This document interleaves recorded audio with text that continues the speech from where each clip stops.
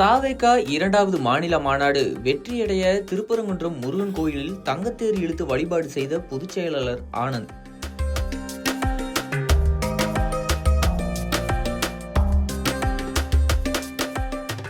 தமிழக வெற்றி கழகத்தின் இரண்டாவது மாநில மாநாடு மதுரை தூத்துக்குடி தேசிய நெடுஞ்சாலையில் பாராப்பத்தி எனும் கிராமத்தில் 500 ஏக்கர் பரப்பளவில் நடத்த திட்டமிடப்பட்டு அதற்கான பணிகள் நடைபெற்று வருகிறது.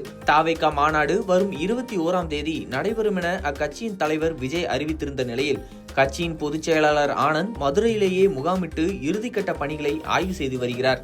இந்த நிலையில் தமிழக வெற்றி கழகம் இரண்டாவது மாநில மாநாடு வெற்றிகரமாக நடைபெற திருப்பரங்குன்றம் முருகன் கோயிலில் அக்கட்சியின் பொதுச் செயலாளர் ஆனந்த் தங்கத்தேர் இழுத்து வழிபாடு செய்தார். தொடர்ந்து கோவிலுக்குள் இருந்த வராகி அம்மன் முன்பு நெய் விளக்கு ஏற்றி வழிபாடும் செய்தார்.